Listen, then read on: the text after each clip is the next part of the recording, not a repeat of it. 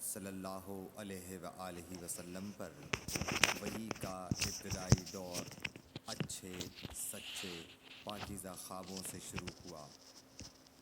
آپ خواب میں جو کچھ دیکھتے وہ صبح کی روشنی کی طرح صحیح اور سچا ثابت ہوتا۔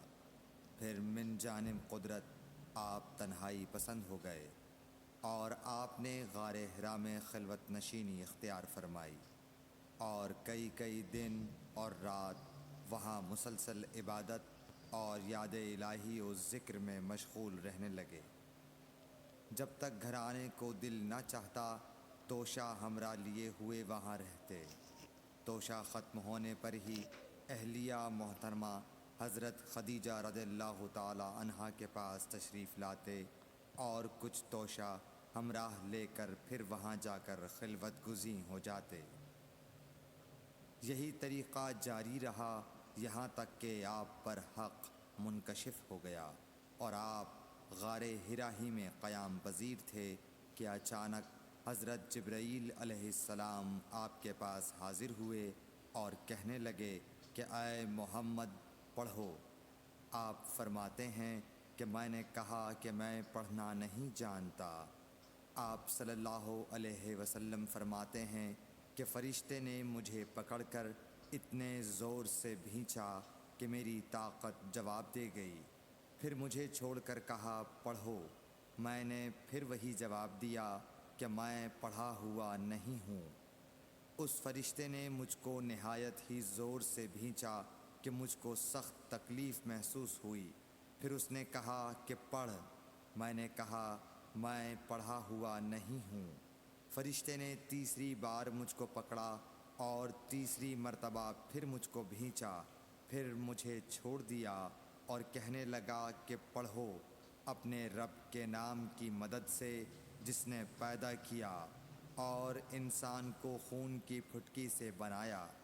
پڑھو اور آپ کا رب بہت ہی مہربانیاں کرنے والا ہے۔ بس یہی آیتیں آپ حضرت جبرائیل علیہ السلام سے سن کر اس حال میں غار حرا سے واپس ہوئے کہ آپ کا دل اس انوکھے واقعے سے کانپ رہا تھا۔ آپ حضرت خدیجہ کے ہاں تشریف لائے اور فرمایا کہ مجھے کمبل اوڑھا دو، مجھے کمبل اوڑھا دو۔ لوگوں نے آپ کو کمبل اوڑھا دیا۔ جب آپ کا ڈر جاتا رہا تو آپ نے اپنی زوجہ محترمہ حضرت خدیجہ رضی اللہ تعالی عنہا کو تفصیل کے ساتھ یہ واقعہ سنایا اور فرمانے لگے کہ مجھ کو اب اپنی جان کا خوف ہو گیا ہے۔ آپ کی اہلیہ محترمہ حضرت خدیجہ رضی اللہ تعالی عنہا نے آپ کی ڈھارس بندھائی اور کہا کہ آپ کا خیال صحیح نہیں ہے۔ اللہ کی قسم آپ کو اللہ کبھی رسوا نہیں کرے گا۔ آپ تو اخلاق فاضلہ کے مالک ہیں۔ آپ تو کنبہ پرور ہیں، بے کسوں کا بوجھ اپنے سر پر رکھتے ہیں، مفلسوں کے لیے آپ کماتے ہیں، مہمان نوازی میں آپ بے مثال ہیں اور مشکل وقت میں آپ امر حق کا ساتھ دیتے ہیں۔ ایسے اوصاف حسنہ والا انسان یوں بے وقت ذلت و خواری کی موت نہیں پا سکتا۔ پھر مزید تسلی کے لیے حضرت خدیجہ رضی اللہ تعالی عنہا آپ کو ورقہ بن نوفل کے پاس لے گئیں جو ان کے چچا زاد بھائی تھے اور زمانہ جاہلیت میں نصرانی مذہب اختیار کر چکے تھے اور عبرانی زبان کے کاتب تھے۔ چنانچہ انجیل کو بھی حسب منشائے خداوندی عبرانی زبان میں لکھا کرتے تھے۔